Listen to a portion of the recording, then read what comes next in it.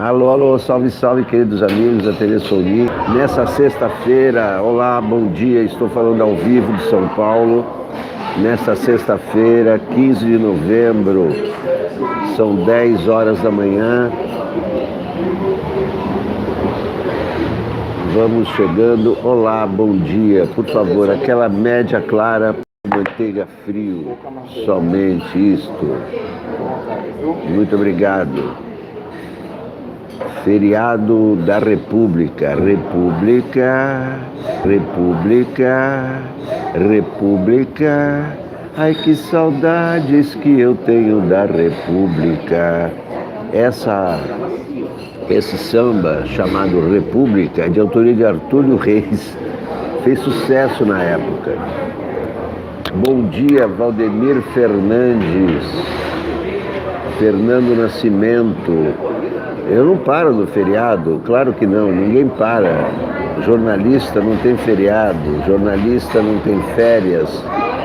Todo dia tem notícias. Moisés Araújo, bom dia. Valéria Dias, bom dia. Todo dia é dia de notícias. E também no feriado da República, porque no dia 15 de novembro, comemorado como a proclamação da República, na verdade foi a proclamação de uma ditadura. O primeiro governo da República foi uma ditadura e o Deodoro da Fonseca, esse herói nacional, foi expulso do palácio com 2 anos, porque o seu governo foi um caos. Censura à imprensa, estado de sítio, prisões ilegais, tudo que é tipo de truculência. Ministério da Laranja, só não tinha laranja no governo do Deodoro da Fonseca. Mas o Deodoro da Fonseca, curiosamente, tinha 3 sobrinhos que faziam mais ou menos o trabalho que os 3 filhos do capitão fazem para ele. Dos 3 sobrinhos, um deles depois virou presidente também, Hermes da Fonseca. E esses sobrinhos, entre eles o Hermes da Fonseca, sabe o que eles faziam? Eles iam intimidar dono de jornal, porque naquela época jornal era a redação do jornal, a tipografia e o dono, e o impressor, 2 pessoas, né? O que eles faziam, os sobrinhos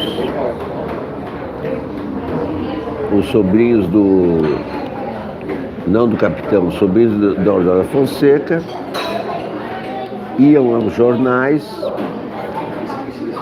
jornais e depredavam, né? Quando o jornal era crítico ao Marechal Deodoro, eles iam lá dar um aviso: olha, parem de publicar tal coisa, senão pode acontecer eventos desagradáveis aí com vocês. Eles iam lá e quebravam os jornais com seus capangas, né? E eram os 3 sobrinhos do Deodoro da Fonseca, esse marechal, que aliás traiu Dom Pedro, né? Porque ele era marechal de Dom Pedro II, fidelíssimo a Dom Pedro II, e de repente foi lá e derrubou o imperador, derrubou o império. Até aí tudo bem. Agora, derrubou o império e fundou uma ditadura. O primeiro governo da República foi uma ditadura. Márcio Galvão, Valéria Dias. Então é o seguinte, durou 2 anos o governo Deodoro da Fonseca, foi substituído pelo vice Floriano Peixoto, que também foi uma ditadura. E assim foi. Quer dizer, a República Brasileira começou com uma ditadura. O Deodoro da Fonseca poderia ter fundado uma república parlamentarista, mas não, fundou uma república presidencialista. E ele foi o primeiro ditador, sendo que a monarquia era uma monarquia parlamentarista. Fernando Nascimento, Bozo traiu Estados Unidos e Rússia, será que o Trump vai para cima dele? Ele não traiu a Rússia, o Bozo não tem nada a ver com a Rússia, né? Agora, ele, eu acho que está se afastando dos Estados Unidos porque já percebeu que opa, vamos lá, essa amizade com os Estados Unidos não traz nada de bom para o Brasil. Então, antes de ler os jornais, vou tomar um café da manhã, como sempre, aqui na Padaria Real. Felizmente, ainda não está muito cheio. Seu Cláudio Tosi está me cumprimentando, grande artista brasileiro, premiadíssimo nos salões internacionais, que é meu amigo desde que nós temos 18 anos, portanto faz tempo, e ele está aí, firme e forte. É um dos maiores artistas brasileiros. Começou com a pop art nos anos 60 e foi pioneiro mesmo. Em 68, uma das obras dele, ele fixou ali num prédio da Praça da República. Era uma zebra. Ele pintou uma zebra e colocou ali num prédio. O prédio pertencia ao sogro dele, eu acho, uma coisa assim. Ele namorava a Lisa Gupper, Elizabeth Gupper, que tinha esse nome de estrela de cinema e era linda. Quer dizer, é linda, continua linda porque está viva.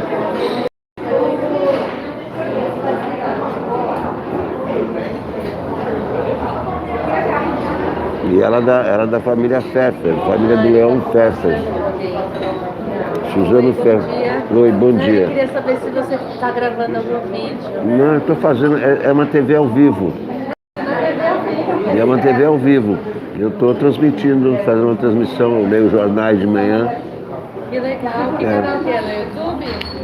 Chama-se TV Soulnick. TV? Soulnick. É o meu nome, TV Soulnick. Eu leio jornais todo dia. Eu leio jornais todo dia e comento com as pessoas. Muito legal, obrigada. Obrigado.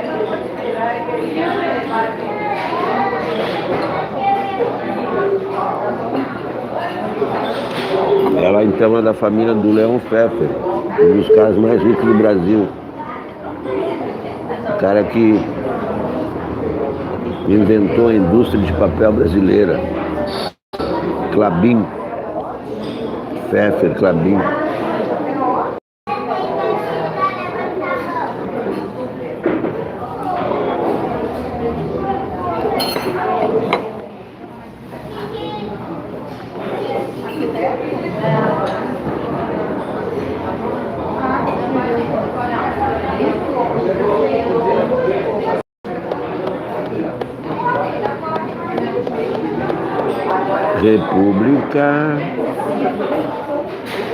República, ai que saudades que eu tenho da República. E o Cláudio Tosi conseguiu a proeza de nunca casar e nunca ter filhos.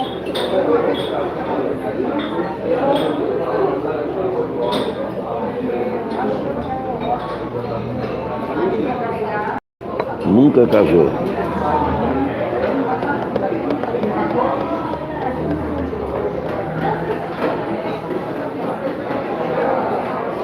Quer dizer que o Lula está no Nordeste. Lula no Nordeste. Apresentações para o Lula, teatro, danças.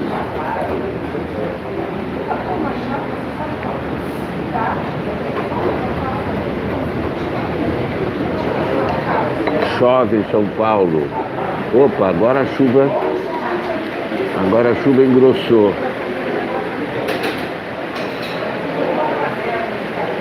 Agora a chuva engrossou.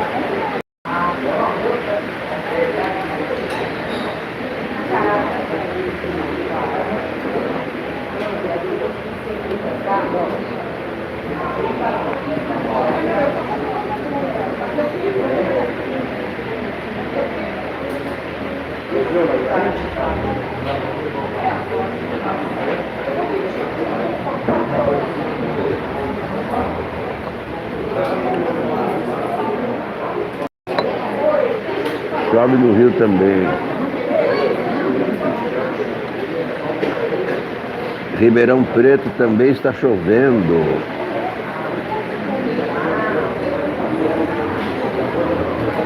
15 de novembro, chuvoso.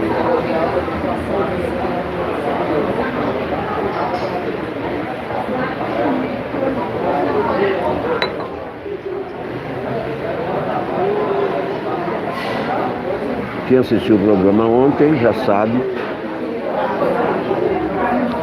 já ouviu 5 novas paródias que eu fiz ontem.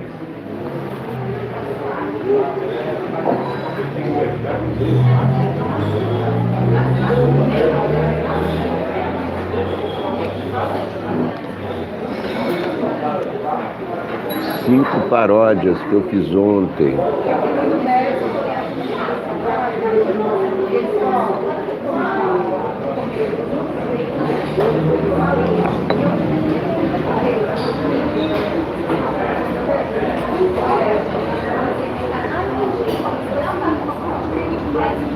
De que vale a minha vida besta, pois PT, se entro no meu carro e não posso abastecer, onde quer que eu ande, não tem alegria. Eu tempos atrás era feliz e não sabia.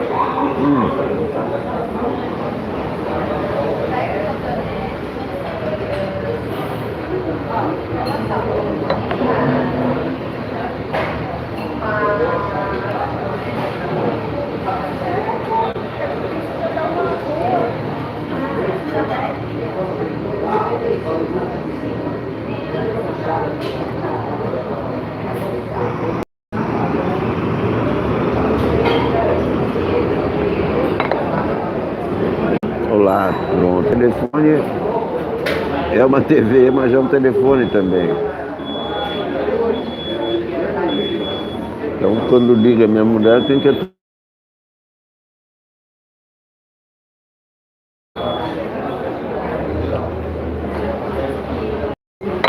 Como eu estava cantando,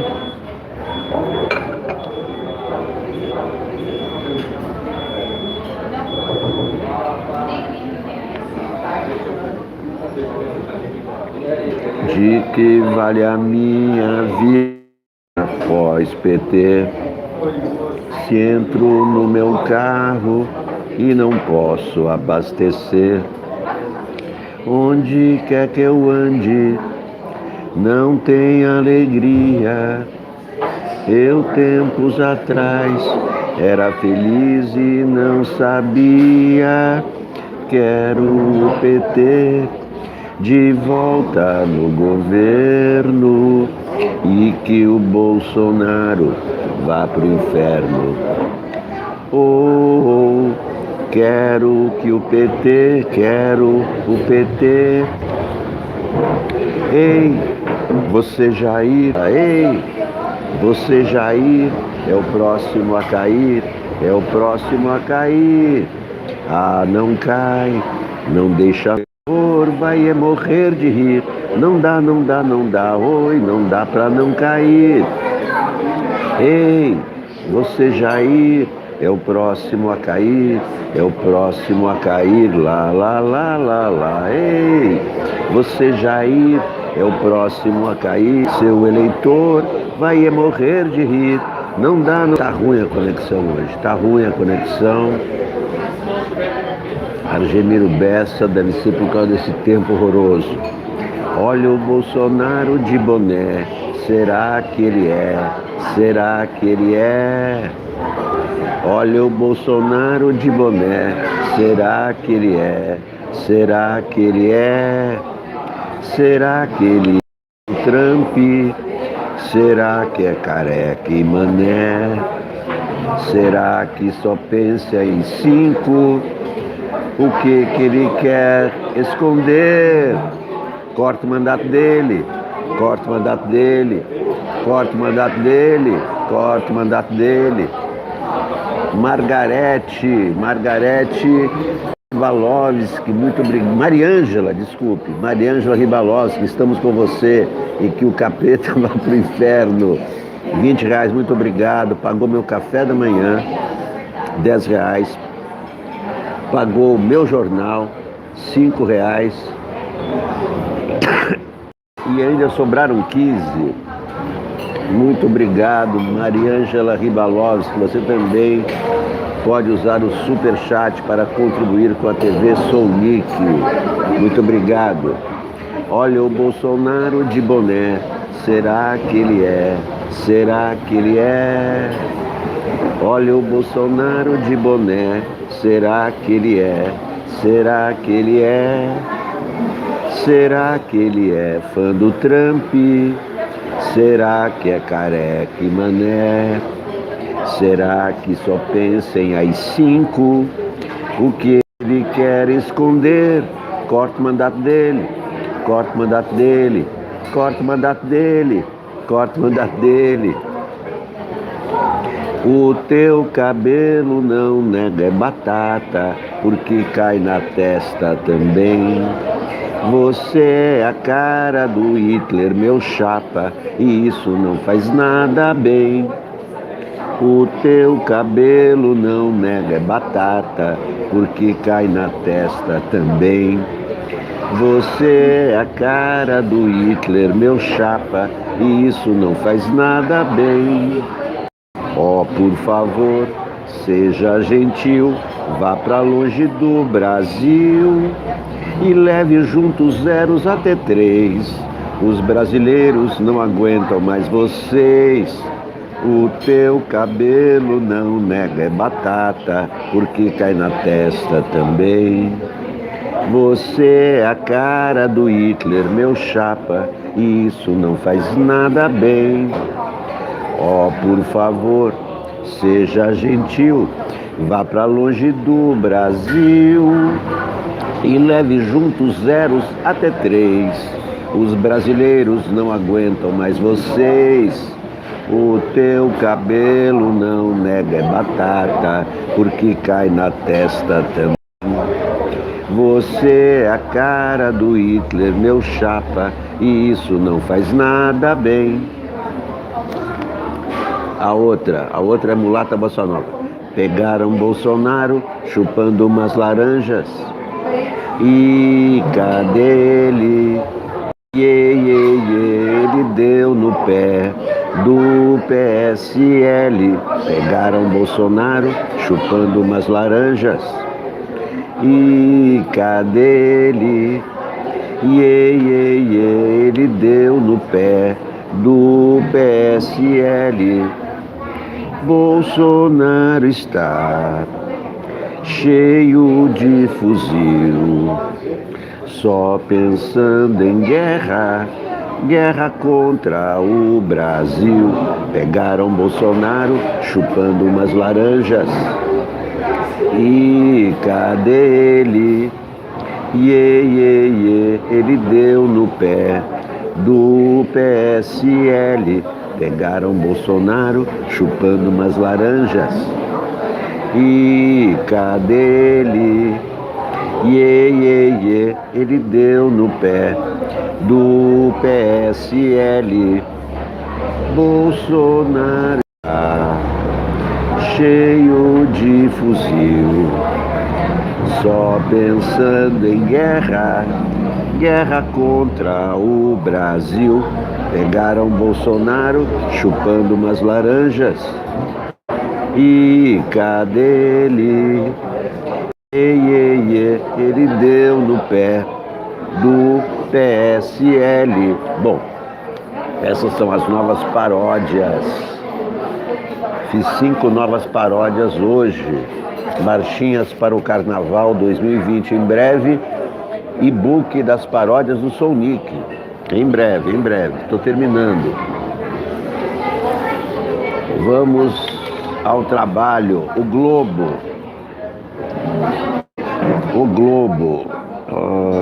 Merval Pereira, soluções para evitar a polarização.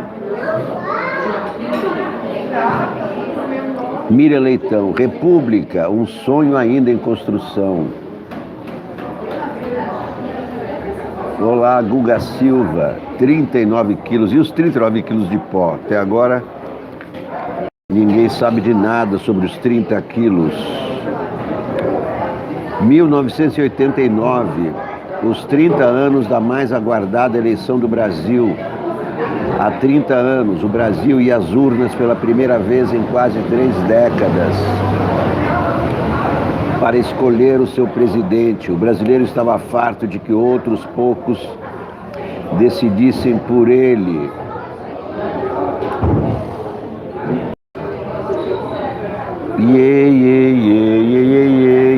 Vamos ao Globo. Do PSL pegaram Bolsonaro chupando umas laranjas. E cadê ele?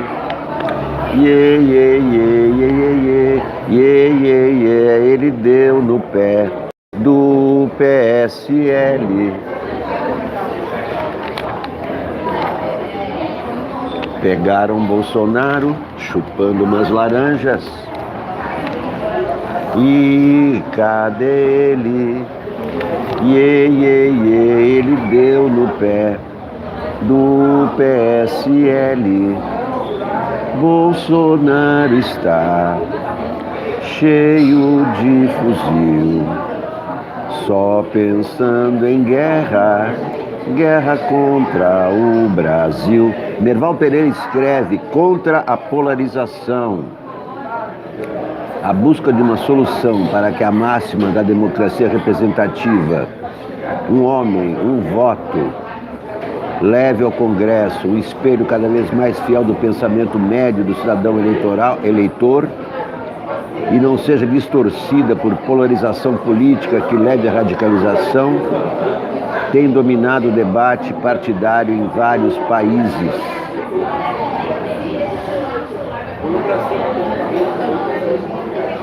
Aqui, diante da possibilidade, está muito barulho aqui, né? Vocês estão ouvindo direito? Está atrapalhando? As conversas estão atrapalhando vocês?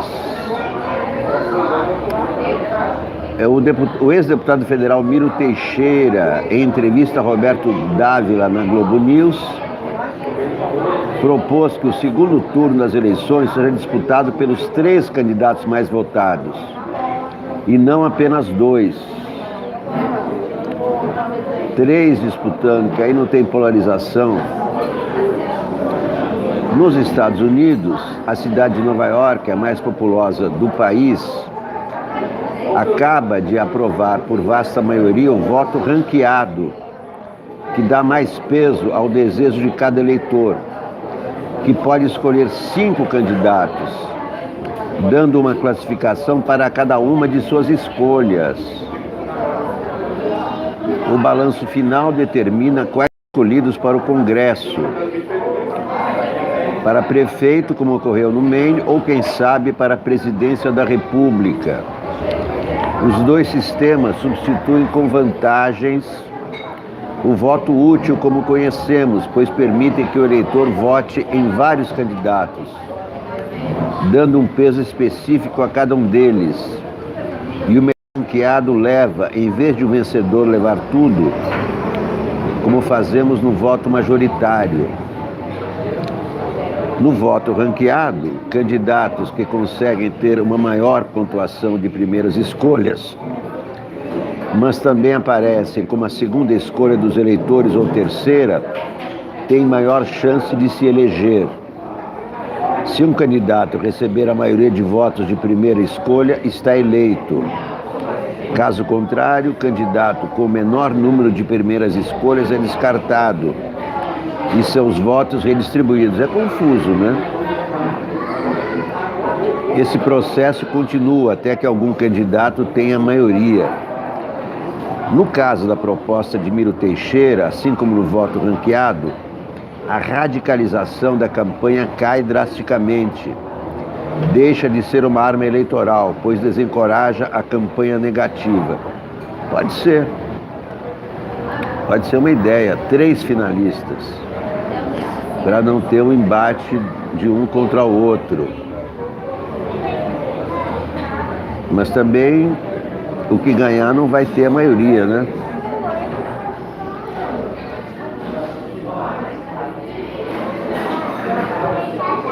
O Klabin, salve, salve Klabin, inventor do papel brasileiro. Ele morou na Alemanha 3 anos para aprender como se faz papel, depois que ele veio aqui criar a indústria dele. Esse é um fenômeno, esse foi um homem diferente dos outros, totalmente diferente. Chegou aqui sem tostão, virou o cara mais rico do Brasil. Mas não foi rico por roubar, por explorar os outros, não. Foi rico porque estudou, trabalhou, inteligente. E amigo das artes, né? Puxa, a filha dele casou com o Lazar Segal, a outra filha casou com o arquiteto modernista Gregory Warschaft. Se eu acho que o Huck e o Maia de vice têm voto, claro que não.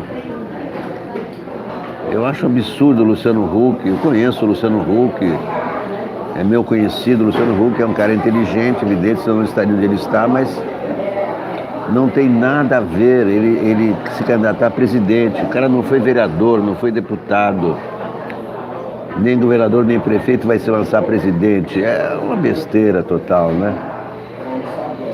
É uma bobagem. Pragmatismo de Bolsonaro é uma boa novidade. Aqui, o editorial do Globo.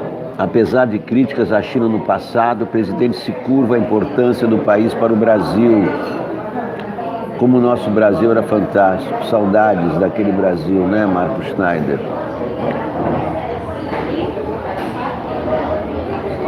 Então é o seguinte, o Bolsonaro parou de falar besteira sobre a China, já percebeu que não vai ganhar nada com essa amizade com o Trump, e o Brasil precisa da China, como a China precisa do Brasil, como uns países precisam dos outros. Se a China não comprar o minério de ferro do Brasil, quem é que vai comprar? E também é o seguinte, a China não tem nada mais de comunista. A China é o país comunista mais capitalista ou vice-versa. Tem mais bilionários na China do que nos Estados Unidos. E grandes empresas chinesas estão tomando conta do mundo. São as multinacionais como a Huawei, que descobriu o sistema 5G, que está causando tanto ciúme no Trump, que provocou a guerra comercial entre Estados Unidos e a China. Nelson Mota escreve, tapa na cara. A vida humana vale pouco no Brasil. Se for negra e mulher, menos ainda. O Estado investe fortunas em maternidade, creche, escola, universidade, saúde, para formar um cidadão, um pagador de impostos. E aí vem uma bala perdida, o motorista bêbado ou o marido ciumento, e vai-se todo o investimento feito com o dinheiro dos cidadãos. Nem se fala do compromisso ético, humanitário ou solidário. Só o custo-benefício da vida de um brasileiro já justificaria uma outra visão do Estado. Não parece, mas a morte custa caro ao Brasil. É o tema do novo grande livro de Patrícia Mello, em que, a partir de um tapa na cara, o primeiro de sua vida, a protagonista advogada decide abandonar o namorado, que até então era tudo de bom em São Paulo, e ir para Cruzeiro do Sul, nos confins do Acre, para pesquisar as centenas de histórias de mulheres assassinadas por maridos e namorados rejeitados, abusivos, ciumentos ou paranoicos, ou por qualquer motivo banal. Os índices mais altos do Brasil. E tudo começa sempre com um tapa na cara.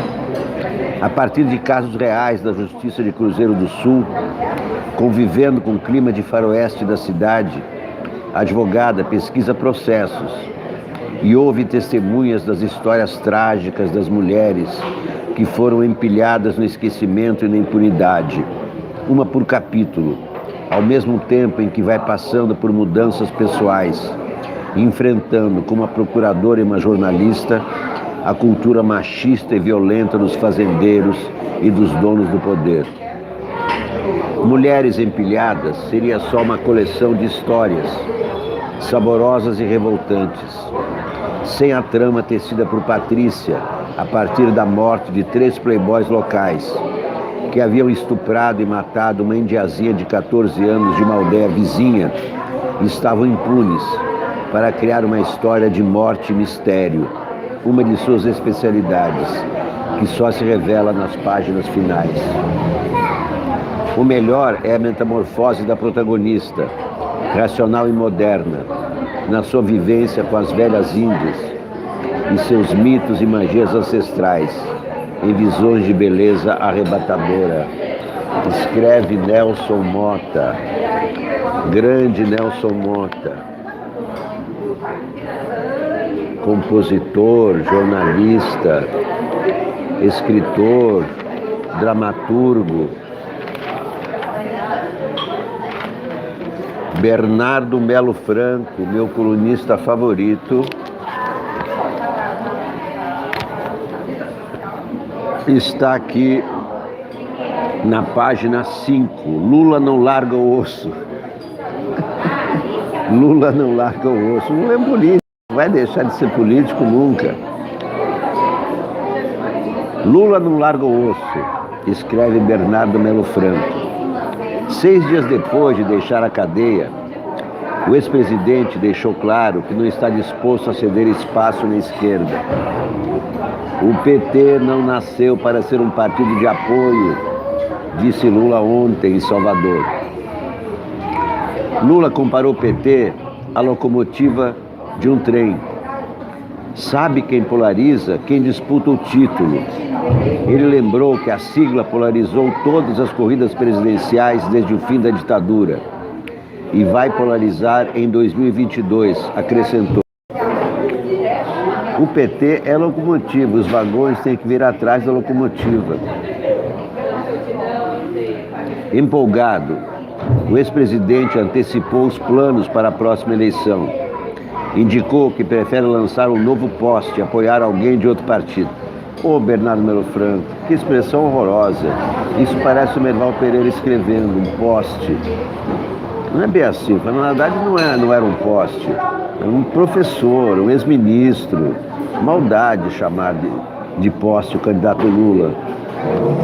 Eu acho maldade incorreto. Indicou que prefere lançar um novo poste e apoiar alguém de outro partido. Posso subir a rampa em 2022 levando Haddad, levando Rui, levando outros companheiros, disse ele. Em seguida, ele ironizou as queixas de Ciro Gomes, que saiu injuriado da disputa de 2018. Na visão de Ciro Gomes, o PT deveria ter desistido de lançar candidato para apoiá-lo. Lula provocou. Ele acha que o Bahia vai amolecer para o Vitória? São os 2 times da Bahia, né? O discurso de ontem frustrou quem esperava alguma mudança na cabeça do ex-presidente. Aos 74 anos, ele continua decidido a não ceder nenhum milímetro a possíveis concorrentes. Quem não pedir sua bênção será tratado como adversário. Não concordo com o Bernardo Melo Franco nessa avaliação. O Lula é o chefe do maior partido do Brasil. Partido que disputou o segundo turno no ano passado. Ele tem a maior bancada. Portanto, é ele que tem que comandar a sucessão do Bolsonaro.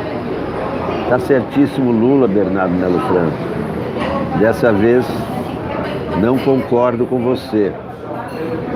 O lulocentrismo barra o surgimento de novos líderes no campo progressista.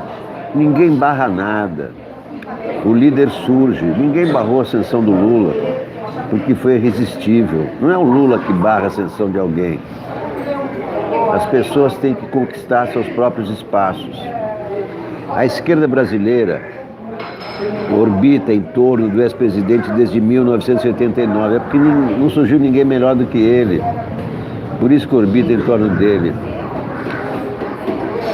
Quem tenta emitir luz própria com Eduardo Campos e Marina Silva acaba varrido para fora do jogo. Desculpa, Eduardo Campos morreu no acidente de avião. A Marina Silva ficou inconsistente. Ninguém derrubou Marina Silva. Ela se derrubou. O discurso dela miou. Ela ficou sem discurso. No fim de outubro, dirigentes de PDT, PSB, PV e Rede começaram a articular uma frente alternativa ao petismo. Não dá para ser uma frente alternativa ao petismo. O petismo é a maior força eleitoral e política do Brasil no campo popular. A ideia é juntar forças nas eleições municipais de 2020. Se funcionar, as 4 legendas voltariam a se unir na corrida presidencial. Só quem tem força para combater o bolsonarismo é o petismo. Só o PT pode derrubar Bolsonaro. Os outros têm que se aliar ao PT, não o contrário. No discurso de ontem, Lula afirmou que não existe no mundo nenhum partido similar ao PT. Em outra passagem, ele se recusou a reconhecer os erros do partido. Quem quiser que o PT faça autocrítica, crítica você, provocou. A plateia vibrou com a tirada. Bolsonaro também deve ter gostado. Olha, o Bernardo Melo Franco, desta vez, não me empolgou e não concordo com essa análise do Bernardo Melo Franco. O Lula tem toda a razão de começar a campanha presidencial já, como fez Bolsonaro na eleição passada, tem que começar a campanha cedo. Ele deu start na campanha presidencial ontem. A primeira etapa são as eleições do ano que vem, as eleições municipais, que na verdade são nacionais, nas quais a oposição tem que ser liderada pelo PT e o Lula tem que indicar os melhores candidatos, que tem que ter PT na cabeça de chapa, e é a primeira etapa para ganhar as eleições de 2022. Esse é o fundamental. Lula está certíssimo. O Ciro, sem o Lula, não tem chance nenhuma. Ele vai continuar com os 12% que ele tem. Só resta ao Ciro uma opção: se unir ao PT e entender que o PT é a locomotiva e o PDT é um dos vagões, como o PSOL é um dos vagões, como o PSB é um dos vagões. É o PT que tem que liderar, é o Lula que tem que liderar, porque ele é o maior líder político brasileiro, ele é o único estadista brasileiro vivo, ele é o único político brasileiro de repercussão internacional. Lula está certíssimo. Lula está certíssimo. Não é porque eu gosto do Bernardo Melo Franco que eu tenho que concordar com o Bernardo Melo Franco, certo? Bernardo Melo Franco não é um oráculo. Ele é um cara que eu admiro, escreve legal. TRF4, vê, copia e cola em sentença de justiça. Tribunal invalida decisão de Gabriela Hard por apropriação de argumentos do Ministério Público Federal em ação sobre desvios no interior do Paraná. A magistrada já condenou Lula e caso pode ser usado para anular processo petista sobre sítio de Atibaia, em que ela copiou trechos inteiros da sentença de Sérgio Moro. A sentença do sítio, sem dúvida, vai ser anulada. Aqui mais uma matéria sobre o discurso de Lula ontem em Salvador. Ministério Público Federal denuncia ex-agentes do DOI-CODE por homicídio. DOI-CODE, hein? Fiquei preso lá em 1973. Fui preso no dia 4 de setembro de 1973. 2 ex-agentes da repressão política em São Paulo foram denunciados ontem pelo MPF pela morte de um opositor da ditadura em 1975. Aldir Santos Maciel, hoje com 87 anos, comandante do Destacamento de Operações de Informações do DOI-CODE, e Carlos Setembrino da Silveira, de 83 anos, fez parte da equipe de buscas do órgão. Olha, os meganhas estão vivos ainda, os torturadores estão vivos, têm que ser punidos, porque são crimes imprescritíveis, crimes hediondos, crimes contra a humanidade. O MPF acusa os dois de homicídio e ocultação de cadáver do advogado e militante Jaime Amorim de Miranda, militante do Partido Comunista Brasileiro. Ele foi morto após sofrer sessões de tortura em um centro clandestino de prisão e execução de opositores do regime, conhecido como Casa de Itapevi, na região metropolitana de São Paulo. Essa eu não conhecia. De acordo com as investigações, Maciel e Setembrino participaram da operação que resultou na captura do advogado, que era monitorado pelo regime por causa de sua militância política. Preso em fevereiro de 1975, no Rio de Janeiro, ele foi transferido para a Casa de Itapevi. Segundo o MPF, testemunhas indicaram em depoimentos que Miranda foi morto na casa de tortura. Para dificultar a localização e a identificação do seu corpo, os agentes teriam cortado seus dedos e esquartejado seu cadáver antes de embrulhá-lo e lançá-lo em um rio. Vejam as barbaridades que ocorreram na ditadura militar de 64. Cortaram os dedos e esquartejaram a vítima.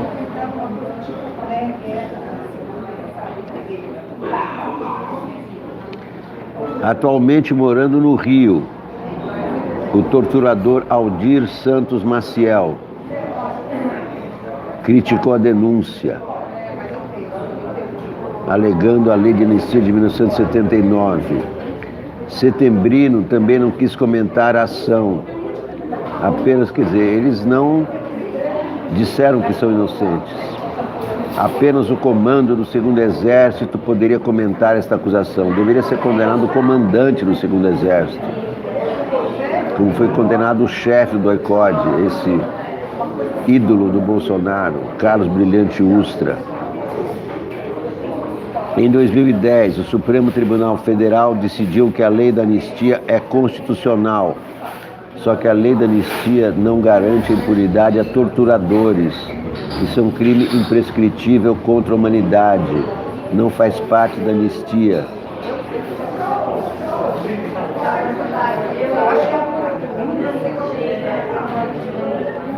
Agentes do DOI-CODE cortaram os dedos e esquartejaram o corpo.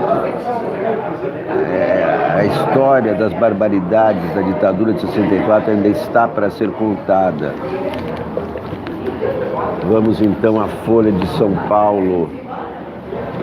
China põe fundos de 100 bilhões de dólares à disposição do país. Ué, os chineses viraram agora mecenas? Generosos, estão dando dinheiro para nós? Acordo prevê investimentos em infraestrutura e confirma a abertura do governo Jair Bolsonaro ao gigante asiático. O governo chinês pôs à disposição da gestão Bolsonaro mais de 100 bilhões de dólares, distribuídos em 5 fundos estatais para uma nova rodada de investimentos no Brasil. Vamos ver o que a China vai querer em troca desses 100 bilhões, né? Vai explorar as estradas, ferrovias. Nesta semana em Brasília, a China também sinalizou com a expansão do crédito por meio de seus bancos no país para competir principalmente por clientes de agronegócio. A China vai então incentivar a abertura de seus bancos.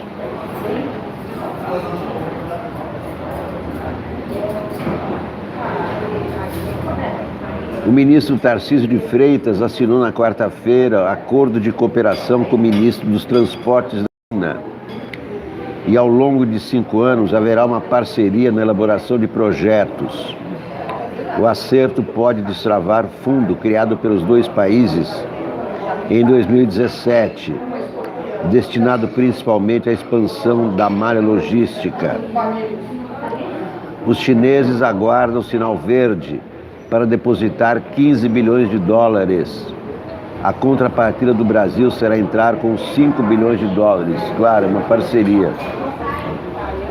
A abertura ao país asiático se dá no momento em que o alinhamento com os Estados Unidos não surte o efeito esperado pelo governo. Bye, bye, Trump. Bolsonaro está rompendo o namoro com Donald Trump. O namoro não está dando fruto nenhum.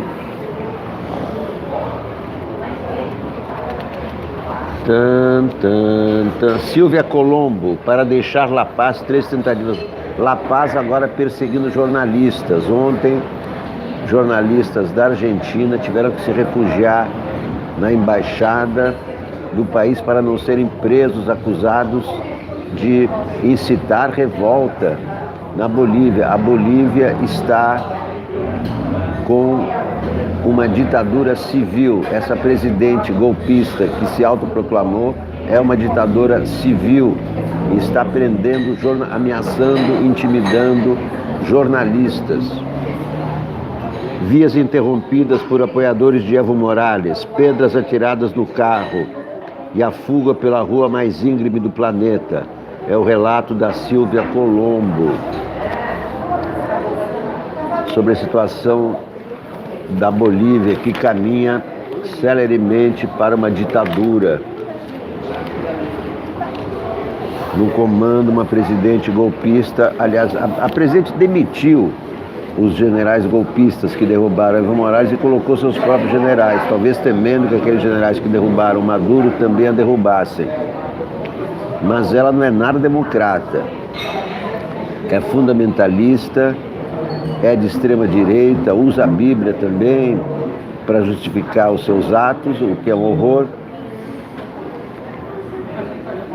E não está comandando. Esse governo provisório cheira a desastre. Vai ser um desastre esse governo provisório na Bolívia.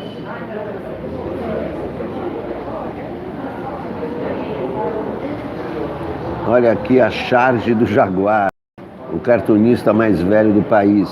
Olha o óleo na praia, de bronzear. Quer um cargo no governo? Xingue a Fernanda. O Jaguar indicando como se consegue um cargo no governo, xingando a Fernanda Montenegro, a maior atriz brasileira, a grande personalidade das artes no Brasil.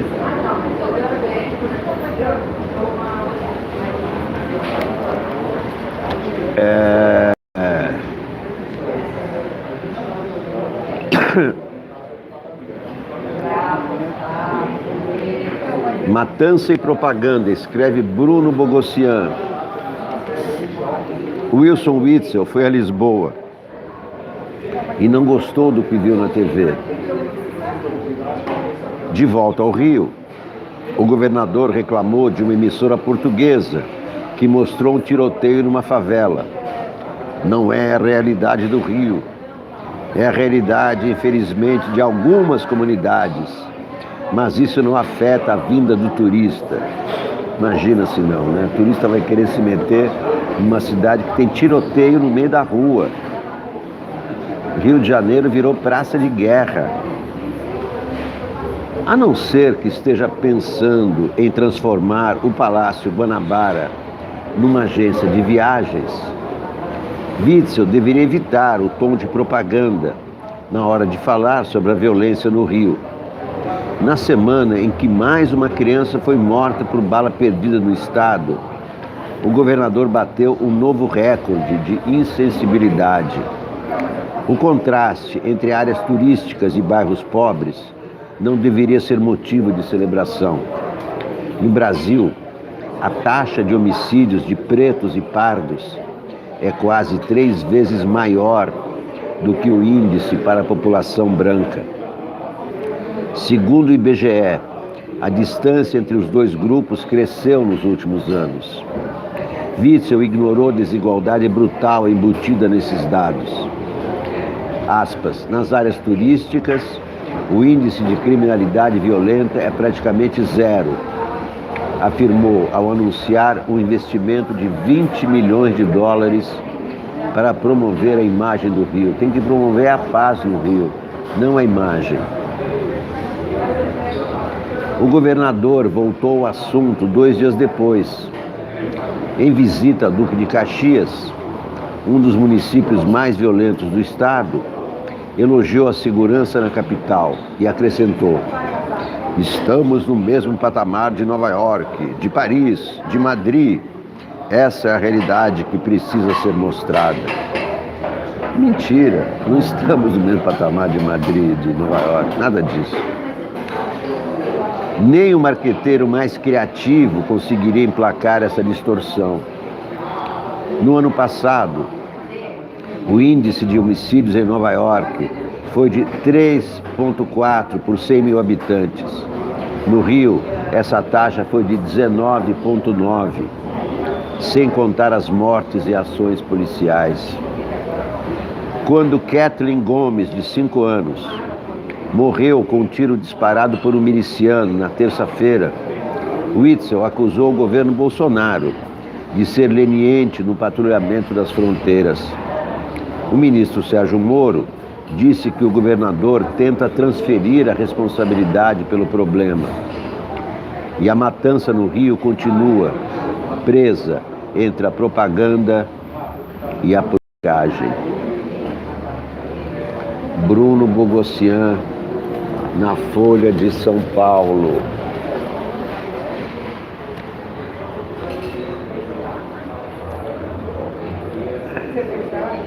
Ei, você Jair, é o próximo a cair, é o próximo a cair, lá, lá, lá, lá, lá. Ei, você Jair, é o próximo a cair, é o próximo a cair. Ah, não cai, não deixa não, você vai ver na próxima eleição. Seu eleitor vai morrer de rir. Não dá, não dá, não dá, oi, não dá pra não cair. Ei, você Jair, é o próximo a cair, é o próximo a cair. Ei, você Jair, é o próximo a cair, é o próximo a cair.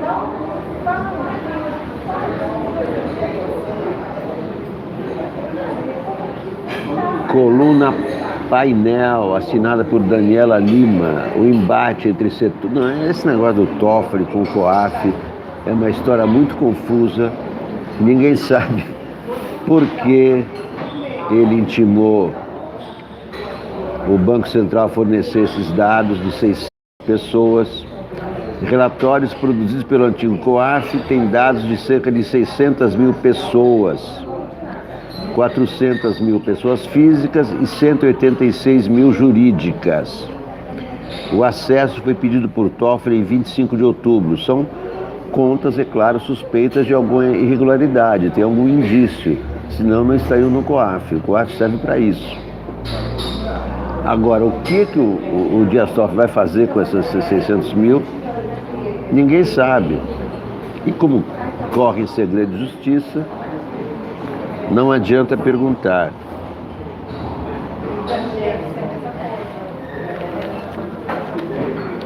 Mais Folha de São Paulo. A lua vai dormir encabulada na passarela da madrugada. Meus olhos vão sonhar sob a janela. De volta a atos partidários, Lula diz que PT não precisa fazer autocrítica. Lula em campanha. Está aqui a foto do Lula ontem em Salvador. Lula, cabelo totalmente branco, barba curtinha como a minha. Começou a campanha para 2022. Está certíssimo, tem que começar já a campanha.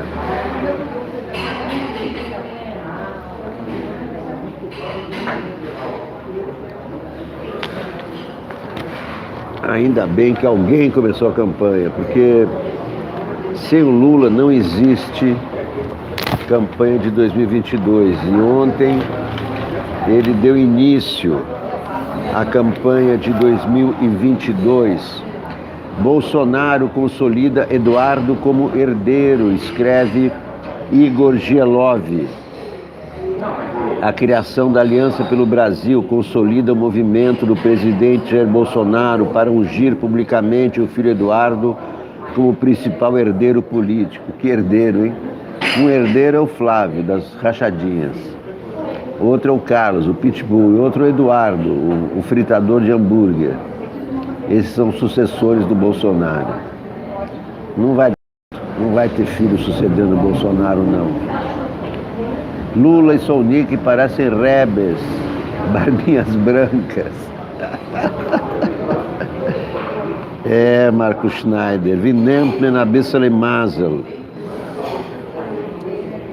Hoje deputado pelo PSL São Paulo. Ele está no PSL, mas o pai já fundou um novo partido. E é líder do partido. É uma bagunça, é um caos, né?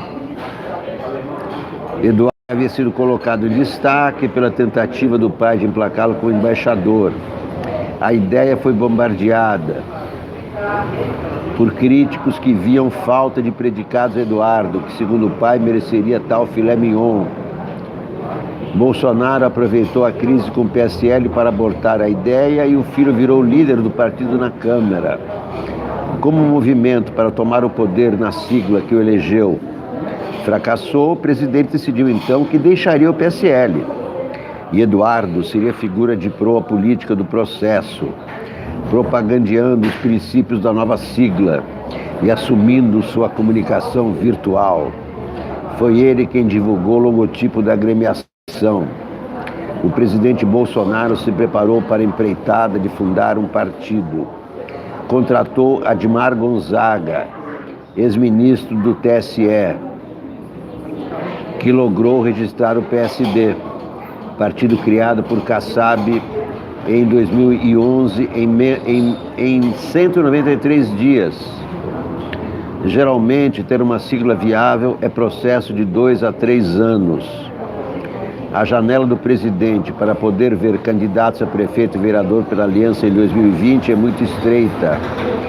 Faltam hoje menos de 145 dias para o limite do registro do partido. Se bater esse recorde, ainda assim há problemas de ordem técnica, por assim dizer. Com a conflagração, é provável que o PSL peça o mandato de deputados que migrarem para a Aliança. Eduardo, naturalmente, incluído. A sigla tem esse direito legal, mas o acirramento do conflito pode, ao fim, dar a justificativa de perseguição para os interessados em deixar a agremiação liderada por Luciano Bivar. Mas é algo incerto e, salvo alguma acomodação, certamente contencioso. A Aliança do Atraso para o Futuro, escreve Reinaldo Azevedo. A decisão de Jair Bolsonaro de deixar o PSL para fundar a Aliança pode ser tudo, menos irrefletida. Se o troço vai dar certo, aí é outra coisa. Há sim um pensamento e uma leitura da política em sua escolha. Está longe, pois, de ser maluquice. Sua aliança do atraso para o futuro. O Brasil está a clamar pela vanguarda do retrocesso. Lula livre ajuda o presidente a reunificar a tropa e tira a potência de seus adversários na direita, mas também devolve à equação uma parcela da população que até agora não foi contemplada pelo guedismo bolsonarista. Já tem um guedismo de Paulo Guedes, o guedismo bolsonarismo, e que não cabe no manifesto da Aliança pelo Brasil. Além de Lula, o Congresso seria outra força capaz de desarrumar o jogo de Bolsonaro. Bastaria devolver ao presidente a tarefa de governar. Mas isso não vai acontecer. Os mordomos invisíveis continuarão a administrar a casa. O Bolsonaro não governa, o Bolsonaro está em campanha para 2022, por isso que o Lula está certíssimo de começar a campanha dele agora também.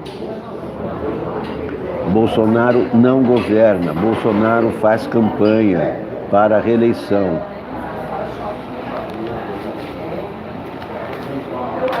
O Lula está certíssimo. Se ele não fizer campanha, a área estará livre somente para Bolsonaro.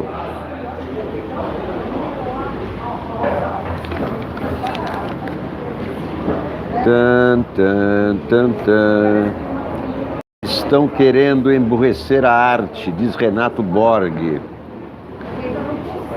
Renato Borg está com mais de 80 anos. Era um garoto há tão pouco tempo. Entrevista com Renato Borg. De 1973 para cá, ficou tudo tão próximo assim? Era Médici, uma era de tortura, de censura em cima da gente. E estamos num momento muito violento, mascarado de democracia. Um momento em que nós, artistas, estamos sob uma vigilância mais inteligente do que no tempo da ditadura. Agora eles têm informantes especializados em dizer quem tem viés político, etc. Isso é um terror. O que eu penso, o que eu faço, quem somos nós? Na ditadura, diz a Folha, o Nelson de Sá, as pessoas confundiam Brecht com qualquer outro autor. Hoje, aí diz o Renato Borg, o próprio já declarou que o Brecht é um perigo. Quem? O Alvim? Sim, Roberto Alvim. Esse cara horroroso que xingou a Fernanda Montenegro e ganhou a Secretaria de Cultura, equivalente ao Ministério da Cultura, que não é mais ministério. Ele declarou que Zé Celso foi responsável pelo pior teatro que já se fez no Brasil. Eu, para falar a verdade, não sei qual futuro teremos. Se isso perdura, não sei o que vai acontecer. As peças são retiradas de cartaz depois de produzidas. Isso me lembra o que aconteceu com Calabar, em 1974. Depois que a Fernanda Montenegro produziu o espetáculo inteiro, no ensaio geral eles proibiram. Não sei se a gente tem muito futuro.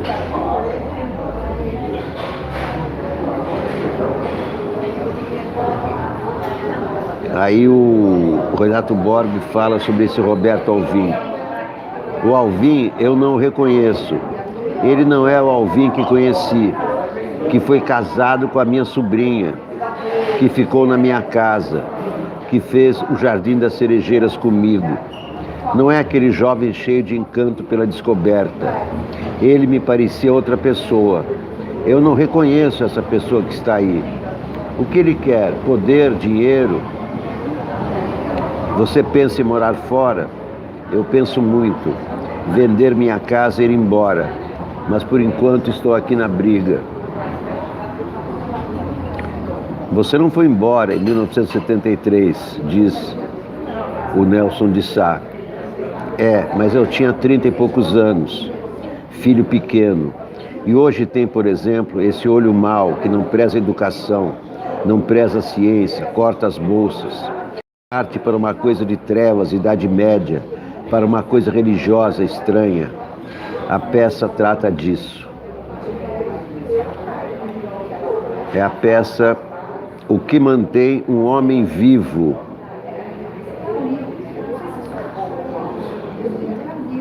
82 anos tem Renato Borg. Ele explica que essa peça, O que mantém o homem vivo, é uma peça contra o fascismo. Todos os momentos do Brecht aí são contra o fascismo. Eu vivi mais de 20 anos disso. Eu sei o que aconteceu com a gente dentro da oficina, enfrentando, até uma hora em que nós enlouquecemos. Sei o que é estar na mira do CCC, Comando de Caça aos Comunistas, na mira do Exército, na mira do DOPS, do DOI-CODE. Eu sei o que é isso. A gente está entrando num momento tão perigoso quanto, em que você não chama mais as coisas pelo nome. Elas vão ficando com uma cara de que tudo isso é normal, mas é profundamente anormal. Eu estou num momento muito difícil, para dizer a verdade. Eu tenho estado em depressão, para valer. Estou trabalhando com muita dificuldade, porque realmente a minha vontade é ficar quieto. Mas ao mesmo tempo eu sei que não posso. Não depois que você vive 61, 62 anos de uma profissão e de repente vê que ela está ameaçada de extermínio ou de emburrecimento, porque o que estão querendo é emburrecer a arte. Caetano, Chico, estão querendo calar todas as pessoas que têm uma voz, para impor aquilo que não discute nada, não faz pensar, não leva a transformar. Renato Borg, um dos maiores atores do Brasil de todos os tempos. Ator maravilhoso que está em cartaz no Teatro Anchieta, em São Paulo, que mantém o homem vivo. Quinta, sábado, às 21 horas. Hoje tem, domingo às 18. Vai ficar em cartaz até 15 de dezembro. Teatro Anchieta, em São Paulo. Viva Renato Borg, viva Zé Celso, viva os artistas brasileiros. Abaixo a censura, Bolsonaro. Bolsonaro vem caindo. Mônica Bergamo informa. O PSL está dividido com respeito às medidas a serem tomadas em relação aos deputados aliados de Jair Bolsonaro. Uma parte da direção do partido defende a expulsão pura e simples. A outra prefere a suspensão. A expulsão poderia gerar um debate no TSE sobre a possibilidade de os deputados rechaçados entrarem em outro partido. Já a suspensão os transformaria em zumbis, na palavra de um dirigente. Eles permaneceriam na legenda, mas sem poder desenvolver nenhuma atividade de destaque no parlamento. Os processos começam a ser analisados pelo Conselho de Ética do PSL no dia 19. Oi, desculpe a interrupção. Vamos aqui continuar com a Mônica Bergamo.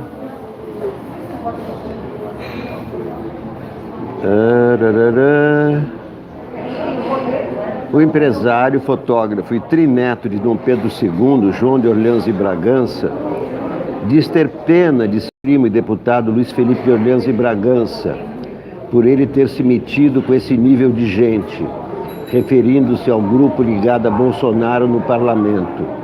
Olha o baixo nível, o nível de discriminação, afirma Joãozinho, que assim como o primo, também é chamado de príncipe. É gente desqualificada para lidar com a res pública, a vida pública. Gente que não poderia estar na política, participando do destino do Brasil. Na quinta-feira, o deputado Alexandre Frota contou que o presidente Jair Bolsonaro perguntou se Luiz Felipe era gay, antes de desistir de indicá-lo como vice em sua chapa. Não sou gay, nem sei onde é que faz suruba, disse o deputado em áudio enviado a um grupo de ativistas comentando a polêmica.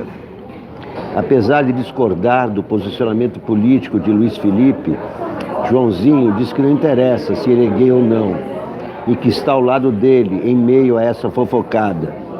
Se eu fosse dar um conselho, seria o dele se afastar dessa gente, afirma Joãozinho.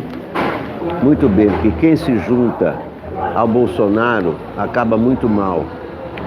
Como foi, por exemplo, com o Gustavo Bebiano. O Gustavo Bebiano, que vivia advogando, se aliou a Bolsonaro e acabou chorando. Bebiano teve um triste fim, bolsonarista acaba mesmo assim. Chupado até virar bagaço, acabou palhaço como o Arlequim. Meus queridos amigos, minhas queridas amigas, muito obrigado a todos por assistirem ao primeiro programa de hoje da TV Soul Week, o canal do Diego. Quem quiser, quem puder colaborar com a TV Soul Week, temos o projeto Catarse à disposição, apenas R$10 por mês. Temos também um projeto Super Chat para você contribuir agora ao vivo com a quantia que quiser para colaborar com o crescimento da TV Soul Week. Muito obrigado a todos. Eu faço geralmente mais de um programa por dia, mesmo nos feriados. À tarde deveremos estar juntos novamente para falarmos mais a respeito da nossa realidade, na realidade da América Latina. Vou contar o que está acontecendo na Bolívia, que não é feriado na Bolívia, também não é feriado no Chile, e também vamos cantar um pouco mais as novas paródias do Soul Week. Comprem o e-book A Última Batalha de Napoleão, apenas R$10. Muito obrigado a todos e até a próxima.